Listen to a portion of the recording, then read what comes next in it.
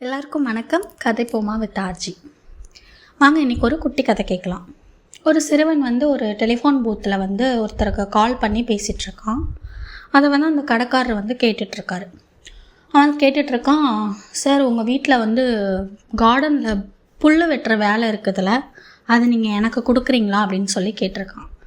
அந்த சைடில் அவங்க இல்லை இருக்கட்டும், எனக்கு ஏற்கனவே அந்த வேலைக்கான ஆள் எங்கள் வீட்டில் இருக்காங்க அப்படின்னு பதில் வந்திருக்கு. அப்போ அவன் இப்போ வேலை பார்த்துட்ருக்கிறவங்க அவங்களுக்கு நீங்கள் எவ்வளோ சம்பளம் கொடுக்குறீங்களோ அதில் பாதி சம்பளம் எனக்கு கொடுத்தா போதும், ப்ளீஸ் எனக்கு நீங்கள் அந்த வேலையை கொடுங்க அப்படின்னு சொல்லி அந்த பையன் கேட்டிருக்கான்.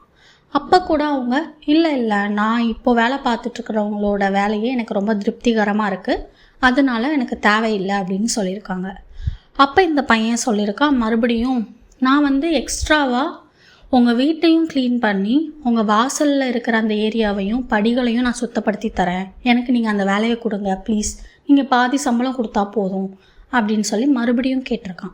அப்போ கூட அங்கே எதிர்முனையில் பேசினவங்க இல்லை எனக்கு இப்போ வேலை பார்த்துட்ருக்கிறவங்களோட வேலை ரொம்ப திருப்திகரமானதாக இருக்குது, நீங்கள் வேறு இடம் பார்த்துக்கோங்க அப்படின்னு சொல்லி வச்சுட்டாங்க அவங்க ஃபோனை.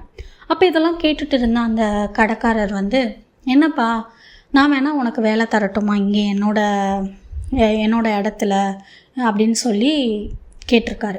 இவ்வளோ தூரம் நீ கேட்குற, இவ்வளோ தூரம் இறங்கி பாதி சம்பளம் கொடுன்னு கூட கேட்குற, அதனால் உனக்கு கண்டிப்பாக வேலையோட தேவை இருக்குது, அதனால நான் வேணால் உனக்கு வேலை தரேன் அப்படின்னு சொல்லியிருக்காரு. அப்போ அவன் சொல்லியிருக்கான், இல்லை எனக்கு வேலை எதுவும் வேண்டாம், உங்களோட அக்கறைக்கு ரொம்ப நன்றி அப்படின்னு சொல்லிட்டு போயிருக்கான்.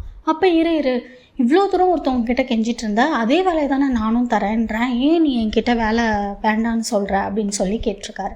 அப்போ அந்த பையன் சொல்லியிருக்கான், இல்லை அவங்க வீட்டில் ஏற்கனவே இருக்கிற அந்த வேலை பார்க்குற ஆள் நான் தான், சப்போஸ் வேறு யாராவது இந்த மாதிரி சொல்லி அவங்கக்கிட்ட அந்த வேலையை கேட்டால் இவங்க என்னை வேலை விட்டு நிறுத்திடுவாங்களா, என்னோடய வேலை அவங்களுக்கு பிடிச்சிருக்கா பிடிக்கலையான்றதை தெரிஞ்சுக்கிறதுக்காக நான் இந்த மாதிரி கேட்டேன் அப்படின்னு சொல்லியிருக்கான்.